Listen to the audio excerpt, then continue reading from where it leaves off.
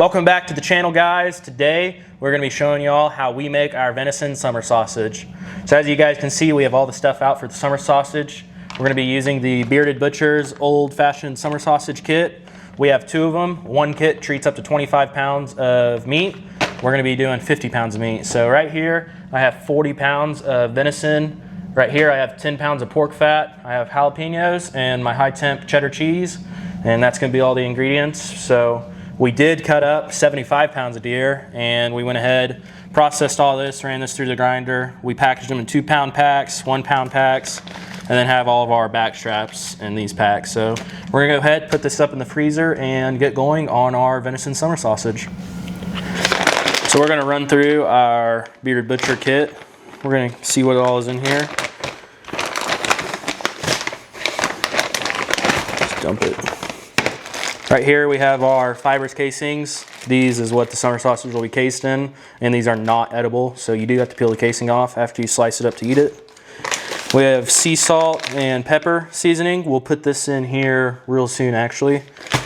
We have our encapsulated citric acid. This will not go in until after the grinding process and everything is over, because this is our cure. And then here we have our diced minced garlic. This is just for flavor, as well as the sea salt and pepper seasoning.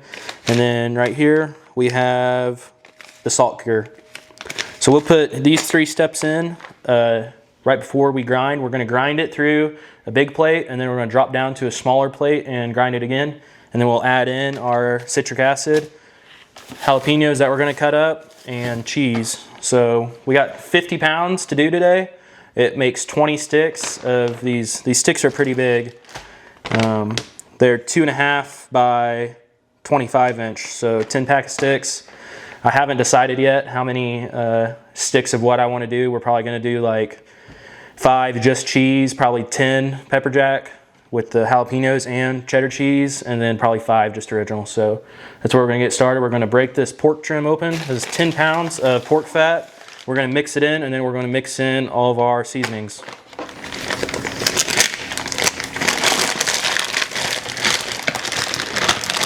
So I'm going to have to cut this up a little, because obviously we can't put a chunk like this in there.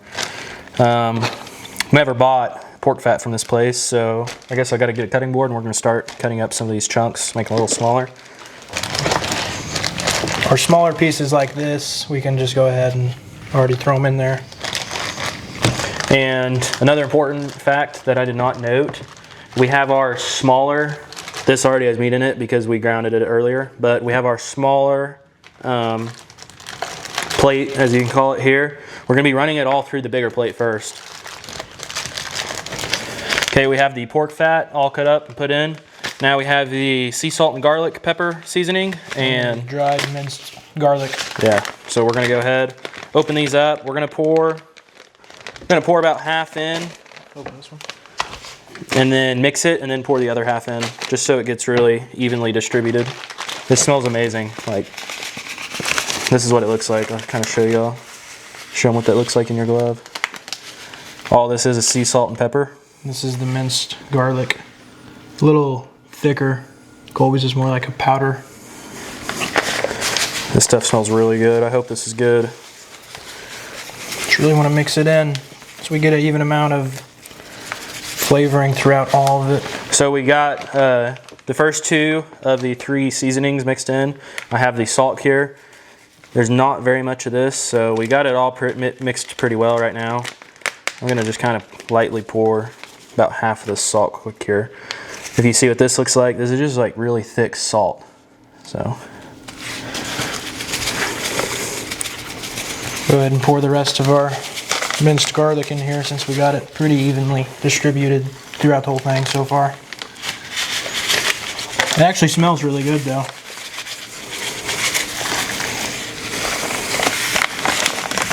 And since we're doing 50 pounds, that we got to remember, we have 2 packs of each, because we got 2 of the 25-pound packs. So we got it mixed in pretty good. We spent about 5 to 10 minutes mixing the first batch. And now we're going to go ahead, put about half again.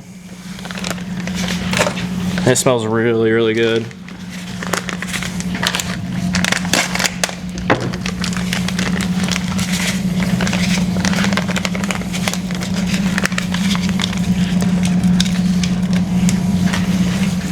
All right, we are finally ready for the grinding process. Kate and I, we've poured all the seasonings in, and we've been mixing this now for about 10-15 minutes. And you guys can look at this, it looks really good. It's all seasoned through. This is, again, 80-20 mixture, 40 pounds deer, 10 pounds pork. So we're gonna go ahead, turn the grinder on, and start going through with our first grinding. Like I said earlier, we go in with the bigger plate, bigger grinding plate, and then we'll go back through with the smaller. And we won't grind our citric acid, our cheese, or our jalapenos. So.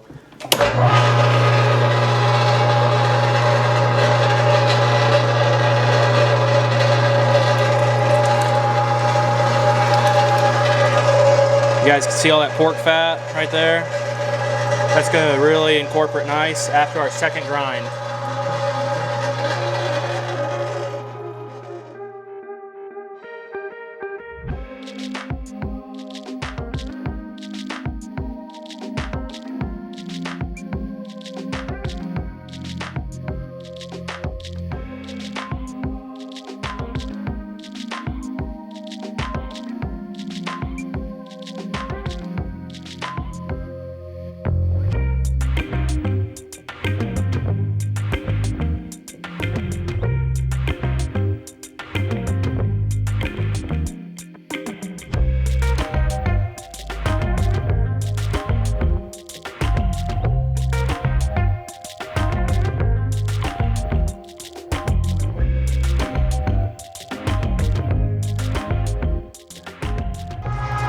So we have this carnivore grinder here. We got this from Cabela's. This is the, I'm not sure which brand. It's a commercial grade. I think it's the lowest commercial grade.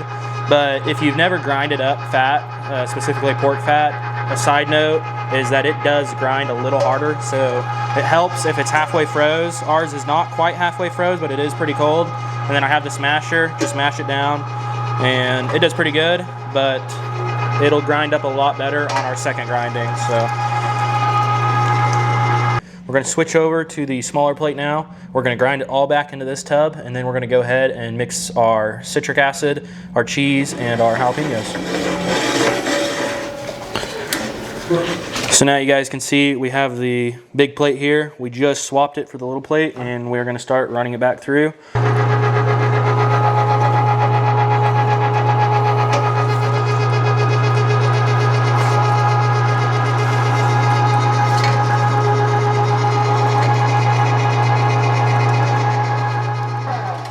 Take a look at this here. Look at all that fat just perfectly mixed in. All of our seasonings are mixed in. That just looks really good right there. We're gonna go ahead, mix the rest of this up, and then add in the rest of the ingredients.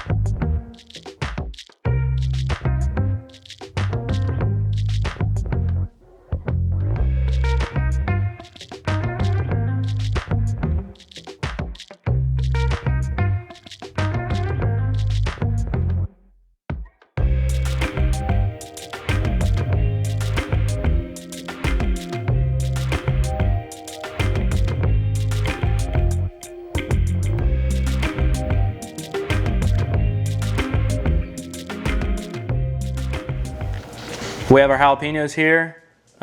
Caden's paused. This meat's taking a while to grind, a little longer than we were anticipating. So he's gonna grind that. I'm gonna start cutting up the jalapenos. We have 6, but we're gonna see what it kind of looks like when we mix it, and we might have my mom pick up some more. She's in town, so we're gonna go ahead and start cutting these up.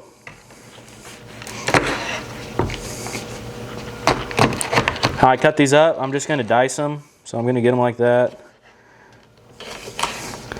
We're gonna de-seed these jalapenos also. And I want it cut up pretty small chunks too. And yes, I did wash all these, so.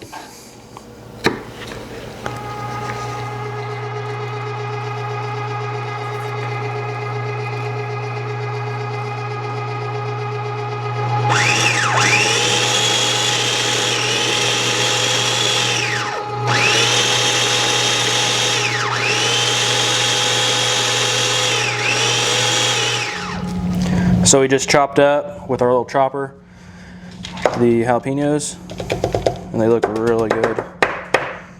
It's exactly what they look like. That's exactly what we were hoping they'd look like. So I'm gonna get a spoon, kind of get all this. Actually, I can probably just do it with my hand. That's perfect, real chopped up fine. And that's gonna be really, really good in our summer sausage. Well, after what seemed like forever, we finally got all of the summer sausage ground up, and it's gone through this twice now. And the next step is we get our water and we mix it in here, and it's supposed to be for every 25 pounds of meat, 32 ounces of water. So since we have 50 pounds here, we're going to get 64 ounces of water. So we got our measuring cup up here to 16 ounces, so we'll have to fill it up 4 times. And then we just dump it in here, and then we'll do it a few more times and then just mix it up. And then after we get it mixed for probably 5 to 10 minutes of hand mixing, we'll go ahead and add the rest of our powder and then stir it up some more, and it should be good. So we're here hand mixing this, been hand mixing it for about 5 minutes now, and you kind of want this being a somewhat really tacky, like it's really just sticking on my hands. I put it in, that's perfect. You want it tacky, you just don't want it falling off. So adding the 64 ounces of water made it tacky like that. So next we're gonna add in our last step, which is the encapsulated citric acid. We have 2 of these since we're doing 50 pounds. And then we're gonna weigh out what we need.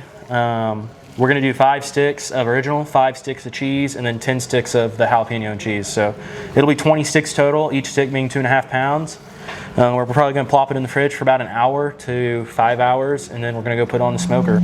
So we have all of our meat sanctioned up. We have 2 12.5 pound tubs and then a 25 pound tub. That gets us to our total of 50, and we're gonna be adding 1 pound of cheese for every 10 pounds of meat for the flavoring.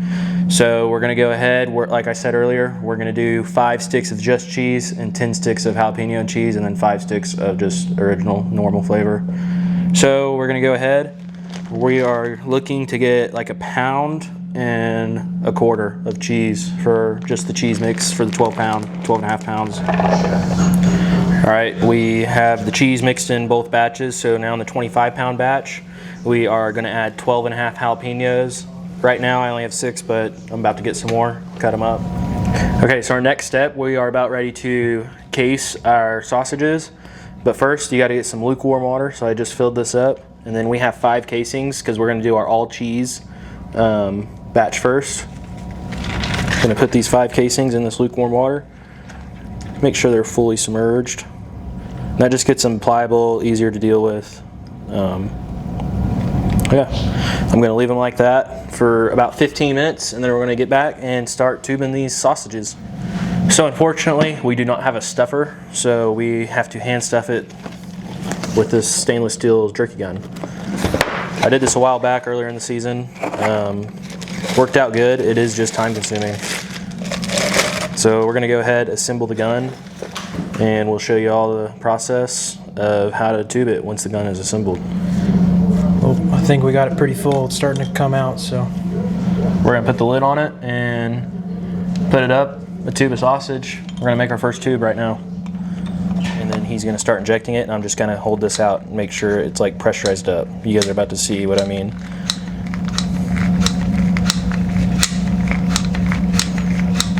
See how there's no air in here? It's just getting real tight. I'm just gonna keep holding this. And it kind of just moves on its own. I'm not really moving it, it's just moving on its own. I just have my hand here keeping this pressurized. I think that's all. And it's probably gonna take about 5 guns to fill this up. But we got it about 1/5 of the way full.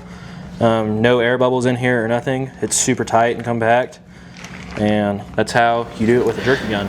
Well, we just hand mixed this for about 10 minutes now, and it seems to be pretty evenly mixed with all the cheese and jalapenos, and I think we got a right amount of jalapenos, which was about 12.5.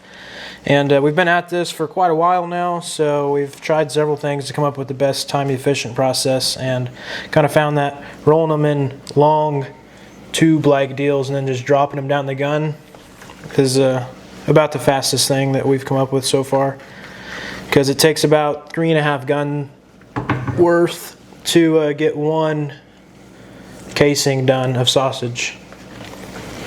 All right, this is super heavy, but I'm trying to show y'all. We have all 5 of our cheddar only. These are just sharp cheddar cheese, and they are all tubed. We're gonna put them in the fridge overnight, and we're gonna get mixing the rest of our jalapenos and cheese in our 25 pounds of the jalapeno and cheese mix, and gonna start tubing that.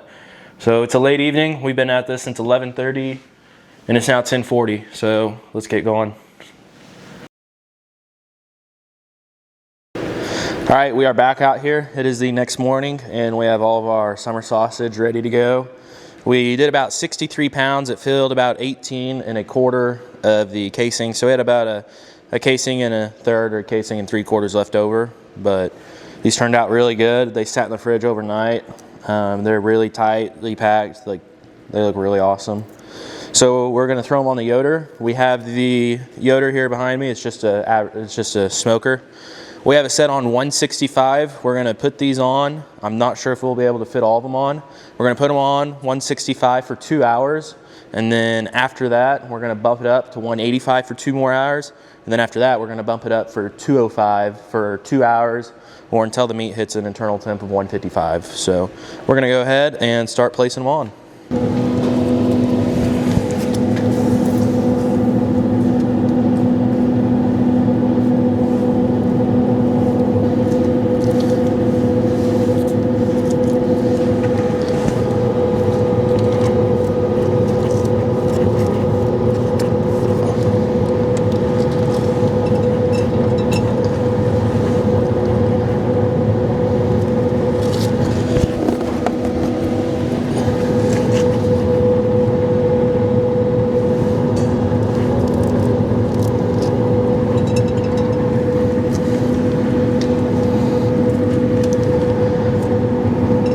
Fortunately, we're able to fit them all, so it's honestly a good thing that we didn't have 20, because we couldn't have fit any more than 19 in here.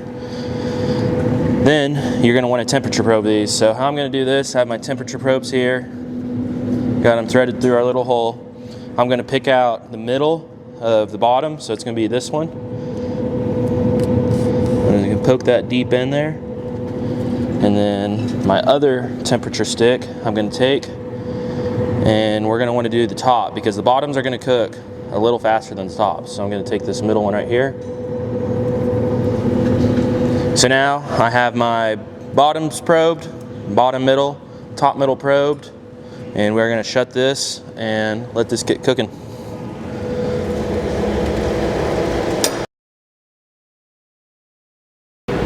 So our 2-hour timer just went off. This meat's been in here now 2 hours at 165 degrees, and we're going to come over and look at our internal temps, and it shows our top rack is at right at 100 degrees and our bottom rack is at 129. So we're going to flip them. This is normal, by the way, because your bottom's closer to heat. So we're trying to get to 155, but we still have about 4 more hours we're trying to cook this at. So we're going to flip the top and bottom so that the tops will now be on the bottom, start cooking a little faster. We're going to go ahead, flip them, and then after that we're going to turn our temperature up. You can see how awesome these are looking. We'll show you this little one. They got dark color. You can't really see because these casings are red, but they look really good.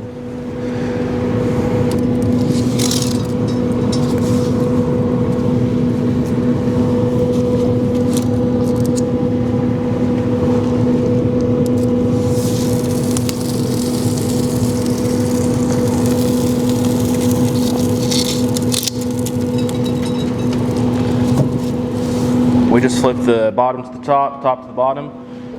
We're going to close this, and then we're going to come over to our temperature, increase it up from 165 to 185, and then we're going to set a 2-hour timer and check back in on this. But our temperature is already, there was like a 32 degree difference earlier, and it's already getting back. It's just 30 now. So this should be pretty lined up here in probably about 30 to 40 minutes, be pretty close, and we'll check on it here in about 30 minutes.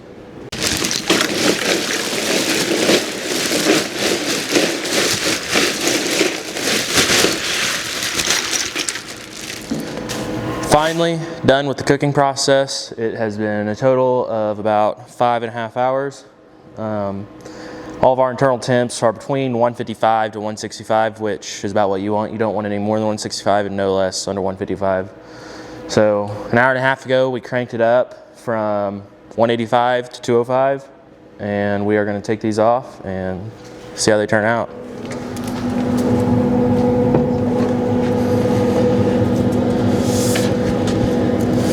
You guys can see how they look. This is one of the jalapeno and cheese ones, and one of the most important steps of this entire process, probably the most important step, is as soon as you take it off the heat, you got to put it in an ice bath. So I know it might sound crazy, but we have an ice chest filled with ice water here, and we are pulling these sausages right off and putting them right into the ice water.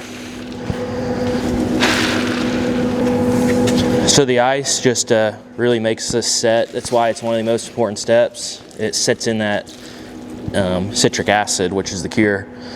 And another interesting fact is the term summer sausage actually comes from the late 1800s, early 1900s. Settlers out in the West and stuff would make this, and it would stay good throughout the entire summer. So that's where the term summer sausage, because you didn't have to refrigerate it because of that cure.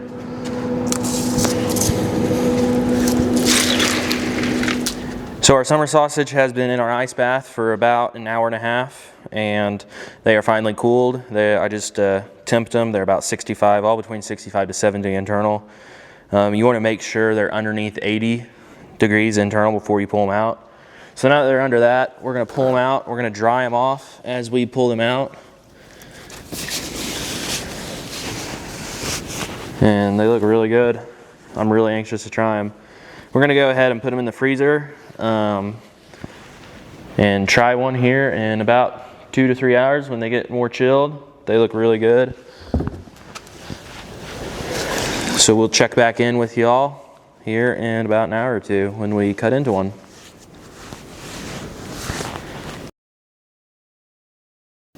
Well, we have finally made it to the exciting part of the video. We are ready to try our summer sausage. This is our green tab, so this is the jalapeno cheddar summer sausage. We're about to cut into it, and I'm really excited, kind of nervous, but let's cut into this and see what it looks like.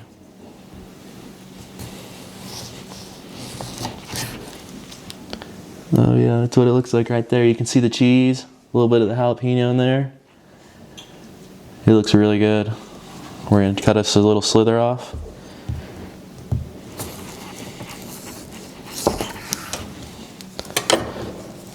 And try it. We got our little ring peeled off. It looks really good. We're about to go in for the bite.